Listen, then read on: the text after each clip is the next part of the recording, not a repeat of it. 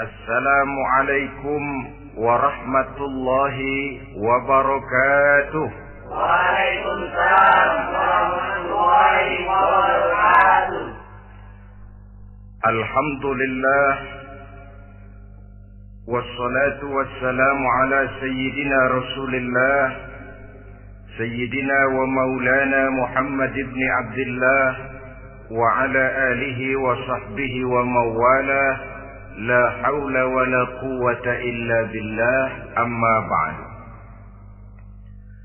Bapak-bapak, ibu-ibu, saudara-saudara kaum muslimin rahimakumullah. Sudah menjadi keyakinan dalam kehidupan kita bahwa segala yang ada permulaannya tentu akan ada penghabisannya. Setiap yang punya awal mesti akan punya akhir. Tidak ada keabadian dalam kehidupan dunia ini. Semuanya datang dan pergi silih berganti, berubah oleh pergeseran masa dan pertukaran waktu. Demikianlah kalau kita mau merenungi kehidupan dari alam di sekitar kita. Sejak dari kehidupan tumbuh-tumbuhan, binatang, sampai kepada kehidupan kita, makhluk bernama manusia. Lihatlah kita manusia misalnya. Dimulai sejak kita terlahir ke alam ini, keluar dari alam rahim ibu, menjadi bayi yang merah tidak berdaya, untuk kemudian berangsur meningkat menjadi anak-anak. Dari kehidupan anak-anak berubah lagi kita menjadi remaja dengan segala keceriaan dan kelincahannya, dan dari masa remaja naik lagi kita memasuki usia dewasa, untuk kemudian berangsur memasuki hari tua. Lalu setelah kita memasuki hari tua, sehari, seminggu, sebulan, setahun, sampailah kita kepada batas waktu yang telah ditentukan oleh Allah, yang dinamakan ajal, dan bertemulah kita dengan yang disebut maut. Ini merupakan kepastian dalam kehidupan. Kalau saja kita mau merenung perubahan-perubahan yang terjadi pada diri kita, seharusnya membuat kita insaf dan sadar. Di kala remaja kita begitu lincah, punya rambut yang hitam ikal berderai, punya lesung di pipi, punya senyum yang indah menawan setiap orang yang melihat, punya kulit yang kencang dan bersih. Manakala kita memasuki hari tua, perubahan frontal pun terjadi. Kulit mulai jadi keriput, rambut yang tadinya hitam ikal berderai mulai memutih, nikmat berkurang, gigi yang tadinya utuh dan sanggup mengunyah apa saja, satu demi satu permisi meninggalkan kita.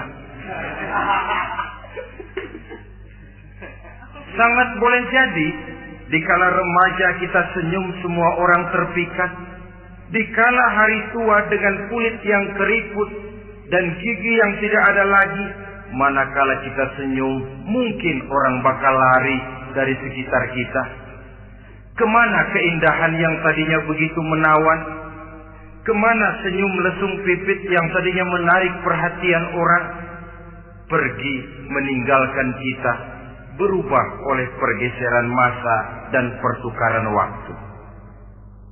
Nah, bila maut datang menjemput kita, selesailah kehidupan sampai di situ? Ternyata belum. Kalau lahir merupakan perpindahan hidup dari alam rahim ke alam dunia, maka mati hakikatnya merupakan perpindahan hidup dari alam dunia ini ke alam kehidupan yang berikutnya yang dinamakan dengan alam barzakh. Andai kata hidup cuma sekali, secara moral kita sanggup berkata, alangkah tidak adilnya Tuhan. Kenapa? Dalam kehidupan ini kan aneka ragam terjadi. Ada orang yang zalim, ada orang yang dizalimi. Ada orang yang membunuh, ada orang yang terbunuh. Ada orang yang kaya, ada orang yang miskin. Ada orang yang jujur, ada orang yang menghalalkan segala cara. Sehingga banyak ketidakadilan yang terlepas daripada pengadilan dunia. Lalu orang pun bilang, di dunia ini katanya banyak pengadilan tapi sulit keadilan. Di dunia ini mudah mencari pengadilan tapi sulit untuk mencari ketidakadilan. Andai kata hidup cuma sekali, tidak akan ada hidup sesudah hidup yang sekarang ini. Bagaimanakah nasib mereka yang lepas dari pengadilan dunia ini? Alangkah tidak adilnya Allah, andai kata tidak ada kehidupan sesudah hidup yang sekarang. Tentulah akan terjadi di mana orang menghalalkan segala macam cara untuk mencapai tujuan. Yang penting kan saya kaya, yang penting kan saya punya jabatan dan kedudukan tinggi. Kalau perlu jilat atas, jilat atas. Kalau perlu sikut kiri kanan, sikut kiri kanan. Kalau perlu injak bawah, injak yang bawah. Ini prinsip daripada orang-orang komunis. Dan pantas karena mereka tidak percaya kepada kiamat. Pantas karena mereka tidak percaya akan adanya kehidupan sesudah hidup yang sekarang ini.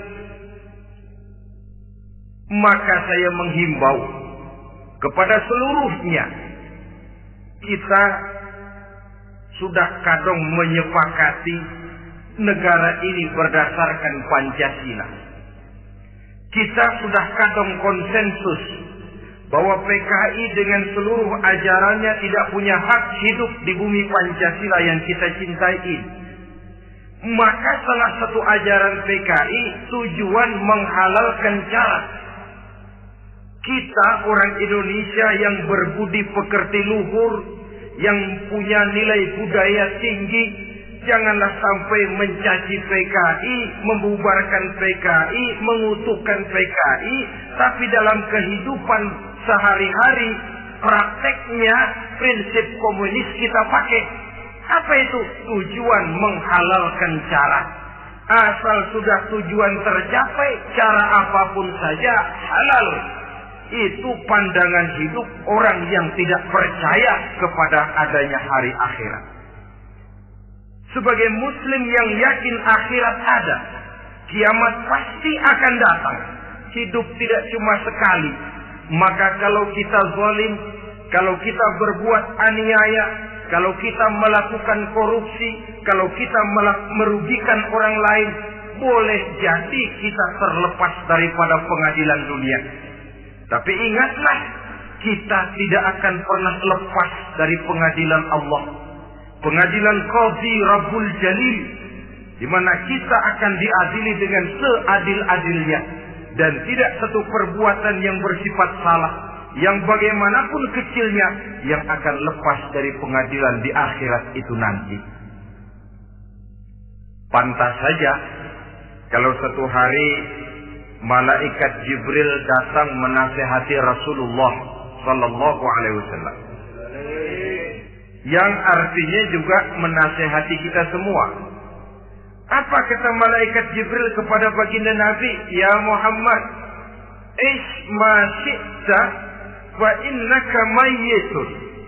Hai Muhammad, hiduplah semau kamu, tapi jangan lupa kamu pasti akan mati. Kalau memang dilarang tidak terlarang, dicegah tidak tercegah, kamu mau melaksanakan hidup menurut maumu sendiri, persilahkan, hiduplah menurut mau dan gayamu. Tapi jangan lupa, fa innaka mayyitun, satu saat kau pasti bakal mati. Dan mati itu bukan akhir dari segalanya. Dia babak baru bagi kehidupan selanjutnya. Silakan hidup menurut maumu, tapi jangan lupa kau pasti akan mati. Wa'mal ma syi'ta fa innaka majziyun bih. Kerjakan apa saja yang kamu mau. Kalau kau mau menghalalkan segala macam cara, persilahkan halalkan segala macam cara. Tapi jangan lupa kau akan mendapat balasan dari. Diciptakan kita begini rupa. Diberikan 2 kaki untuk berjalan, 2 tangan untuk bekerja. Diberikan 2 mata, dua-duanya di depan. Pernah saudara mikir kalau mata kita yang satu di depan, yang satu di belakang? Rasanya nggak laku kacamata.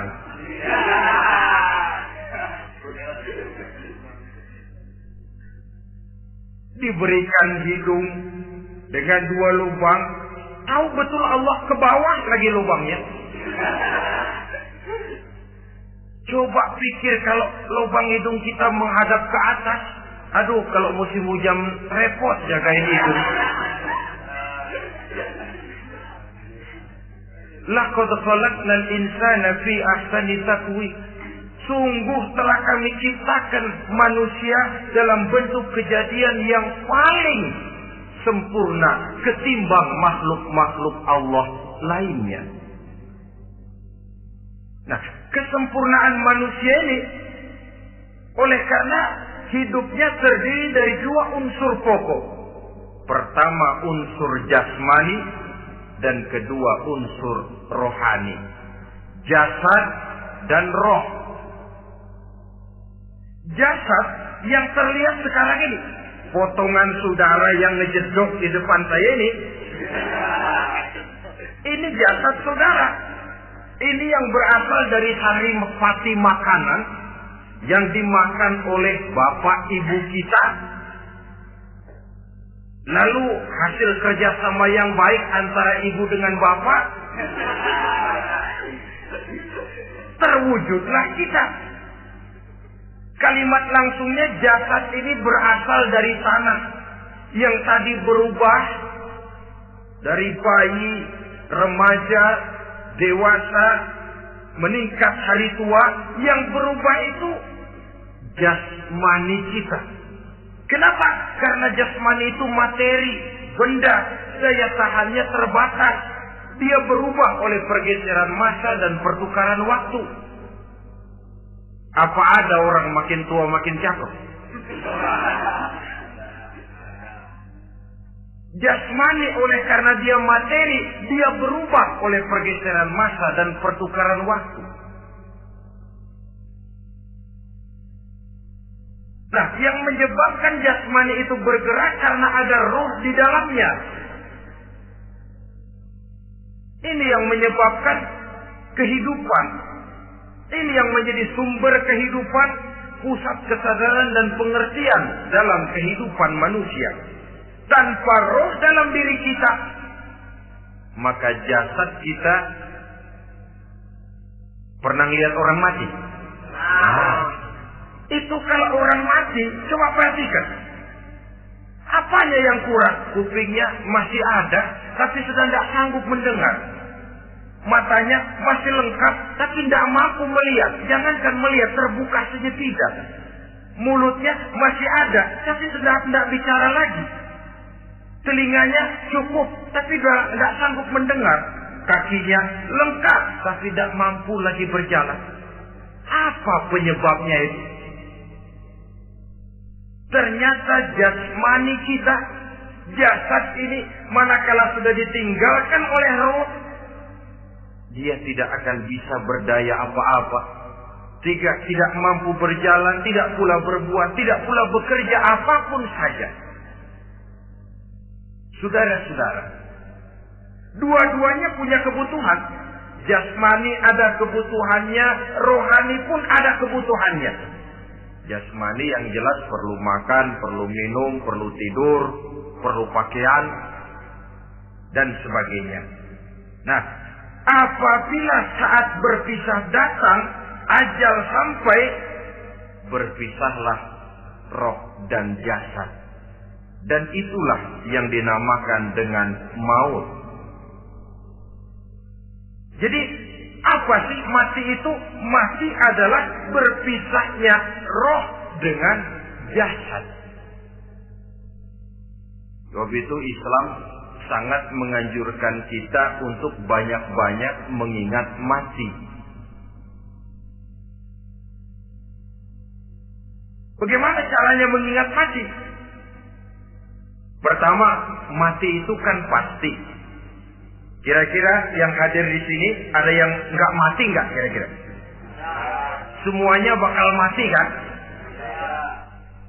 Berani? Sekarang mau? Saudara, sebenarnya kalau kita merenung lebih jauh, orang itu tidak perlu takut mati. Walaupun tidak boleh terlalu berani menghadapi mati. Karena bagaimanapun takutnya kita kepada mati, toh dia pasti datang.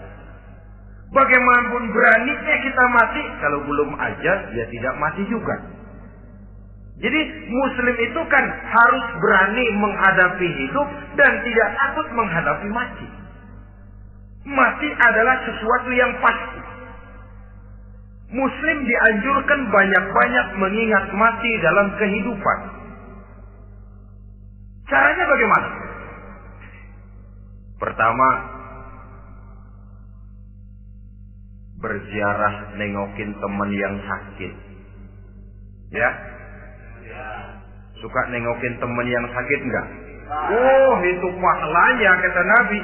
Menengok orang yang sedang sakit lebih afdal daripada sholat sunnah 1000 rakaat. Apa pernah saudara sembahyang sunnah sampai 1000 rakaat? Nengokin orang sakit pahalanya lebih afdal daripada itu. Kenapa menengoki orang sakit mengingatkan kita kepada mati?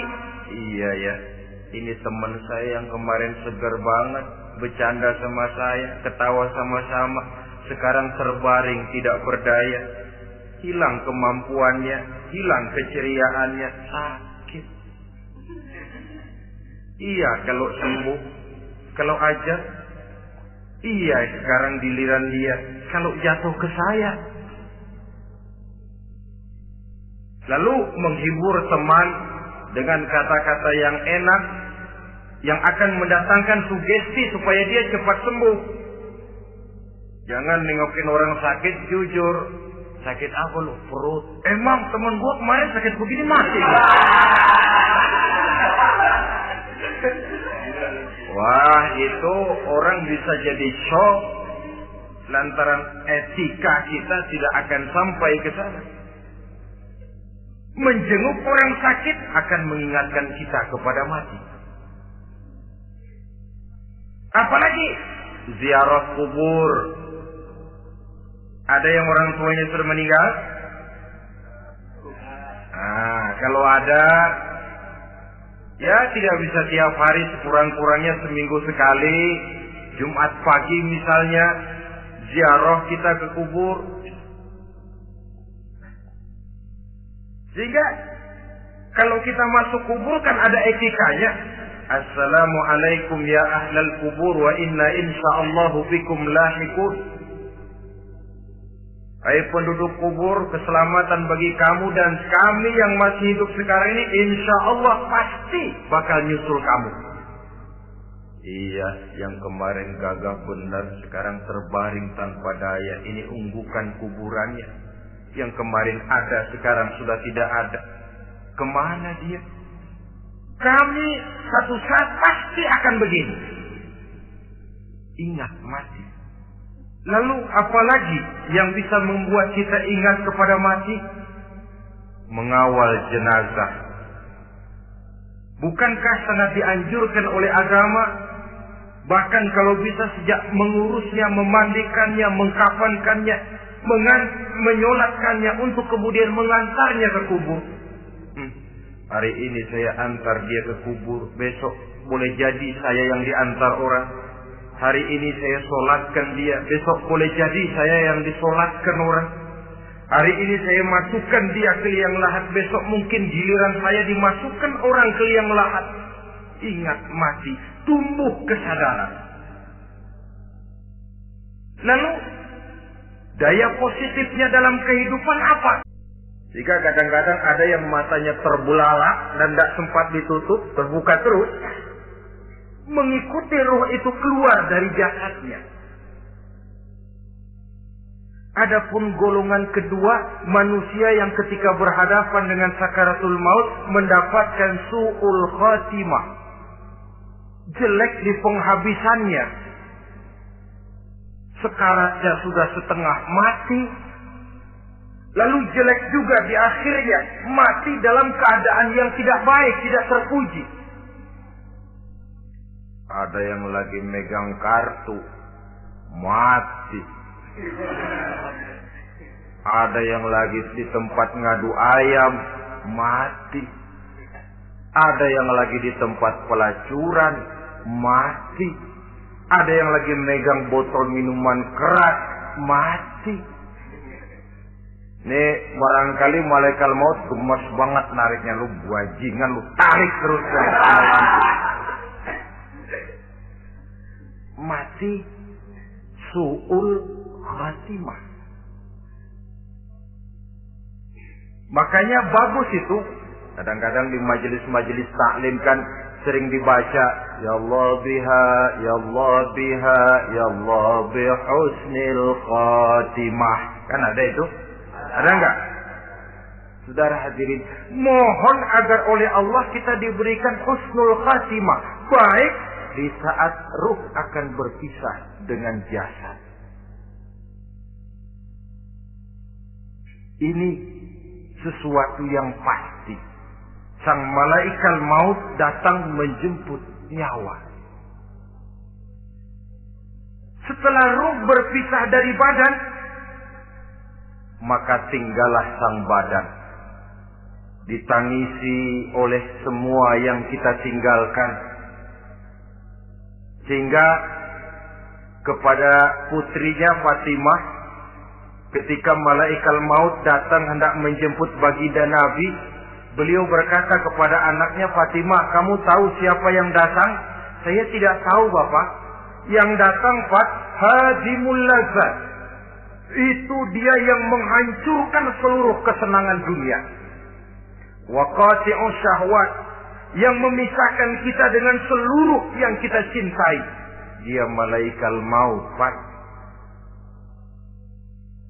Manakala jasad sudah ditinggalkan oleh ruh, itulah yang dikerubungi orang. Anak menangis, istri menangis, orang tua bersedih, teman-teman merasa kehilangan, menangisi jasad. Diuruslah jasad kita, dimandikan sebagaimana mestinya, dikafankan dengan kain putih 3 lembar, itu yang hendak kita bawa kembali ke tempat asal kita. Pakaian sutra, jas yang mereknya Switzerland wool, kain yang Samarinda, sepatu yang Belly atau Beltoni, jam tangan yang Rolex, kendaraan yang serba mewah, tidak ada yang menyertai kita. Kain putih 3 lembar itu saja lagi. Demi setelah dikafankan, dibujurkan kita menghadap ke arah kiblat, orang banyak pun datang menyolatkan kita dengan 4 takbir,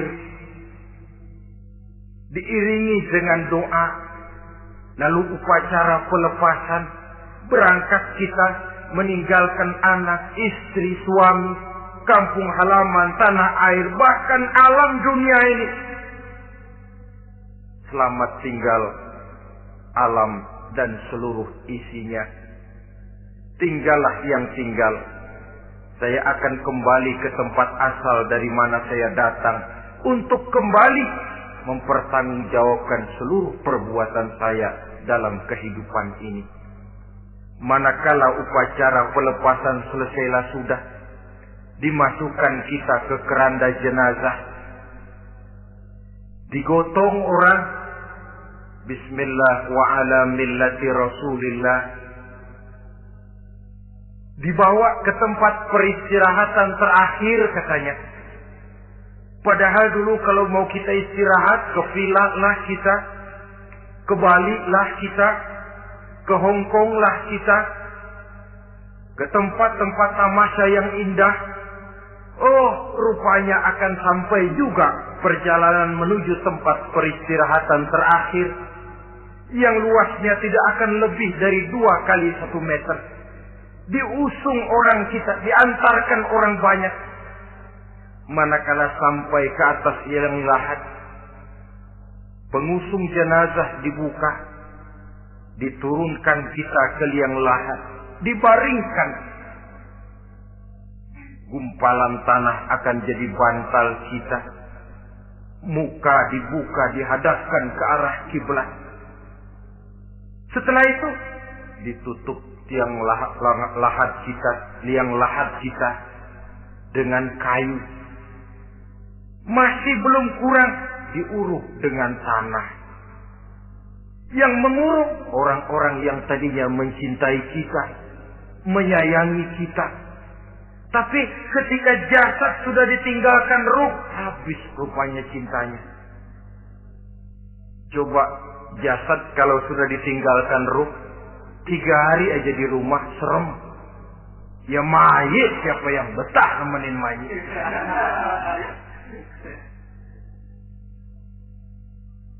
Lalu bila upacara pemakaman selesai, maka berusahalah semuanya. Para pengantar akan kembali ke rumahnya masing-masing. Maka masuk kita ke alam kehidupan, yaitu yang disebut alam barzakh atau alam kubur. Apa selesai hidup sampai di situ? Tidak. Hanya beberapa langkah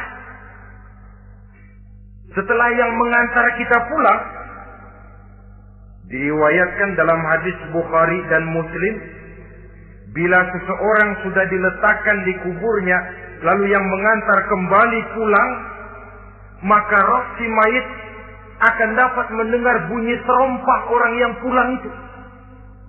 Bunyi terompahnya terdengar. Datang 2 malaikat menanyakan dia dengan pertanyaan-pertanyaan yang kalau bisa dijawab dengan betul.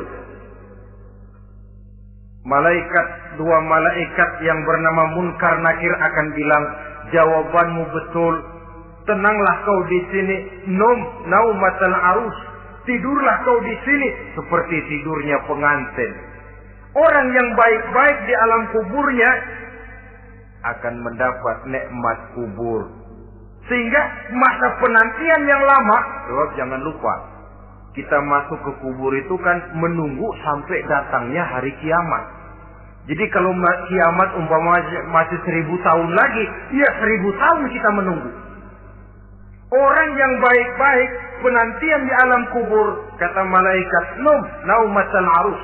Tidurlah kamu seperti tidurnya pengantin. Bagaimana sih tidurnya pengantin? Enggak berasa. Iya, kata anak sekarang, endah aja.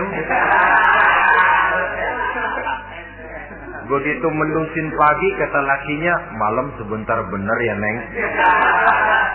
Sebentar betul katanya malam. Ya tentu saja tidak terasa. Kenapa? Dia tidak pernah memikirkan waktu.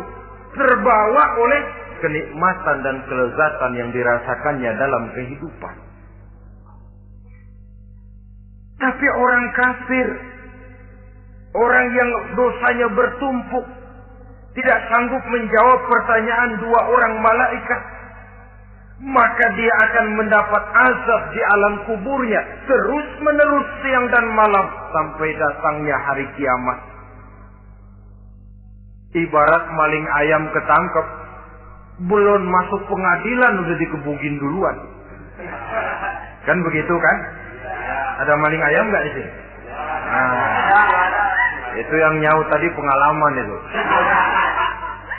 Di sidang belum divonis, belum digebugin babak belur, Saudara hadirin, maka alam kubur bisa merupakan raudhatun min riyadil jannah. Taman di antara taman-taman surga pun juga bisa merupakan hufratun min hufarin niran, menjadi liang daripada neraka. Ada lagi riwayat yang dari Imam Muslim yang diperoleh dari Zaid bin Sabit. Zaid bin Sabit cerita, suatu hari kami bersama Rasulullah sallallahu alaihi wasallam berada dalam kebun kepunyaan Bani Najjar. Rasulullah sedang duduk di atas keledai. Tiba-tiba entah bagaimana itu keledai terkejut, kaget, berontak, hampir Rasulullah jatuh. Rasulullah kemudian bertanya, rupanya di kebun itu ada kuburan tua, 5 atau 4 kuburan. Rasulullah lalu bertanya, saudara-saudara, ada yang tahu nggak ini kuburan siapa? Nggak ada ya Rasulullah. Memang kenapa? Ini penghuni kuburnya lagi disiksa oleh Allah. Andai kata boleh saya mohon kepada Allah supaya kamu dengar seperti yang saya dengar, andai kata saja kamu kuat mendengarnya, saya pasti akan berdoa. Tapi sayang, saya yakin kamu pasti tidak akan kuat mendengar mereka mendapat azab di kuburnya. Hadis sahih riwayat Imam Muslim dari Zaid bin Sabit.